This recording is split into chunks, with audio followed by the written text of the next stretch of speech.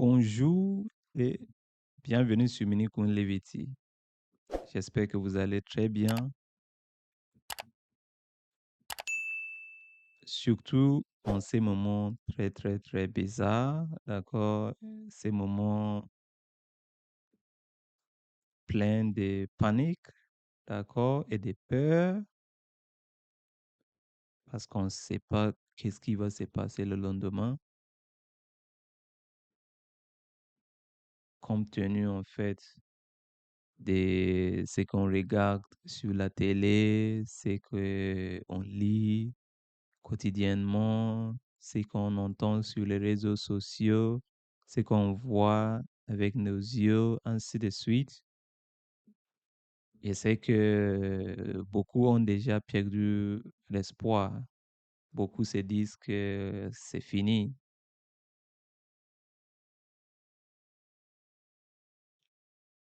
Et si je vous dis que il reste encore de l'espoir, c'est pas encore terminé. Peu importe ce que vous pensez, si je vous dis que il y a encore de l'espoir, et qu'il y aura toujours de l'espoir, peu importe ce qui se passe.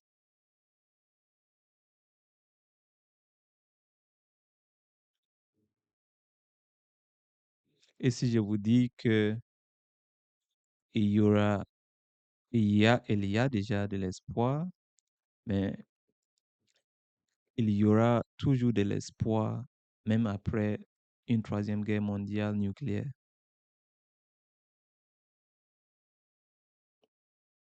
D'accord? Vous allez me dire, mais sur quelle base j'essaie de vous dire ça? Sur quelle base? Quelle est ma preuve? J'ai pas besoin de preuves, d'accord? Mais je vais vous expliquer quand même pourquoi je dis cela. En réalité, on pense que voilà, c'est tout est nouveau, voilà, les choses se font en fait, mais en réalité, comme on dit, il y a rien de nouveau sur le soleil. Rien, rien de tout de nouveau. Nothing new under the sun. Rien de nouveau sur le soleil. Tout ce qu'on est en train de vivre, on a déjà, peut-être pas nous, mais nos ancêtres ont déjà vécu des histoires, si pas pareilles, mais très similaires. Il y a déjà eu des guerres dans le passé, il y a déjà eu, on dit, Première, Deuxième Guerre mondiale, même si en réalité, ce n'était pas tout le monde qui était concerné, parce que en réalité, l'Afrique, par exemple, n'était pas concernée. En réalité, si on veut dire, donc, que ce soit la Première ou la Deuxième Guerre mondiale. Mais on accepte quand même, comme on dit, oui, des guerres mondiales. On suppose que c'est vrai, que c'était des guerres mondiales, pardon, et que tous les pays étaient, voilà, on suppose que c'était le cas. Même si on peut imaginer, comme on dit, encore une troisième guerre mondiale, même si cela va se passer, je vous garantis qu'il y aura toujours de l'espoir. Vous voyez? Pourquoi j'ai dit cela? Pourquoi vous allez me dire, mais quelles sont vos preuves, monsieur Minoukoum? Quelles sont vos preuves? Soyez rassurés qu'il y aura toujours de l'espoir. Même s'il y a une guerre nucléaire et que tout le monde s'évapore, je ne sais pas quoi, se transforme en poudre, hein, il y aura toujours de l'espoir. Pourquoi? Parce que la vie est infinie. D'accord? Le mystère derrière notre existence ne va jamais s'arrêter à cause de nos actes. Pourquoi? Lorsque vous prenez l'avion, par exemple, d'accord, vous prenez l'avion et vous regardez sur le sol, Qu'est-ce que ça vous dit? Vous constatez que le monde est trop petit, d'accord? Ça veut dire la planète Terre, on dit le planète ou la planète, mon français parfois, c'est trop petit, n'est-ce pas? Ce qui veut dire que le mystère derrière notre existence est beaucoup plus que, en fait, cette Terre, d'accord? Tous ces immeubles qu'on voit, tous ces... Imaginez, et il y a beaucoup d'autres galaxies, des planètes, des milliers ou des... Je sais même pas des millions, je sais pas combien de planètes il y a. Même si nos scientifiques les plus puissants essaient de nous dire, voilà, de nous dire plus ou moins qu'est-ce qui existe au-dessous là-bas, ils n'arrivent pas à nous dire, en fait, à 100%. Ils ne nous parlent que de ce qu'ils ont pu voir un petit peu. Ce qu'il y a au-dessus et en bas, au-dessus et au-dessous, on ne connaît pas tout. Moi, c'est ce qui me donne l'espoir que le mystère derrière notre création, notre existence et le fonctionnement de ce monde va toujours nous donner de l'espoir. Peu importe le scénario.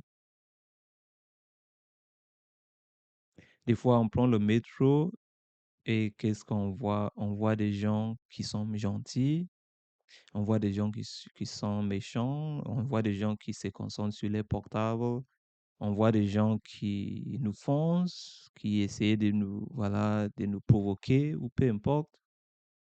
Et en même temps, on voit des gens qui nous sourient. Si vous êtes en train de lire un journal, on voit des gens qui font tout pour regarder, mais qu'est-ce que vous lisez? Ils s'intéressent à savoir, mais c'est quoi?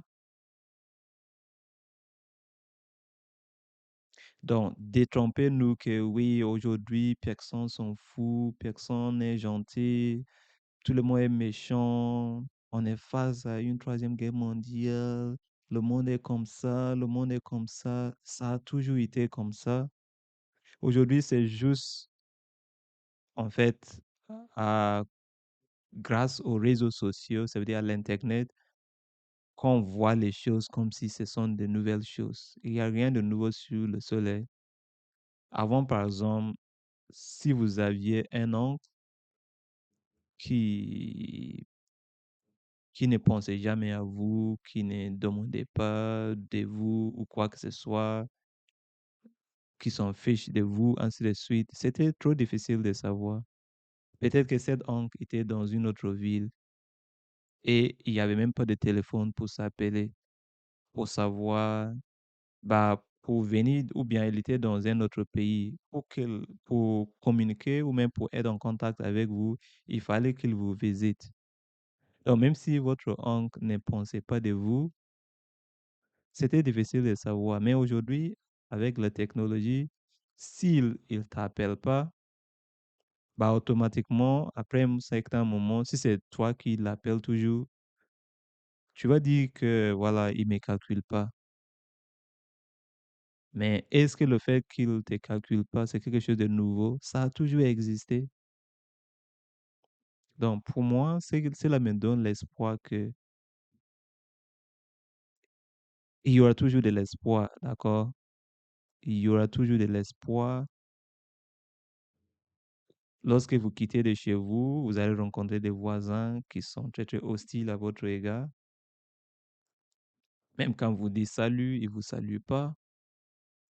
En même temps, vous allez rencontrer des voisins qui vont vous sourire, qui vont parler du beau temps, qui vont parler de la pluie, qui vont vous aider. Au lieu d'être, en fait, trop pessimiste, il n'y a pas de problème d'être pessimiste, d'accord? Parce que je dirais plutôt, au lieu d'être pessimiste juste pour rien, être plutôt réaliste, d'accord? En étant réaliste, vous allez pouvoir comprendre qu'il y a toujours de l'espoir, même si les choses ne vont pas bien. soyez plutôt ce on dit informed pessimist.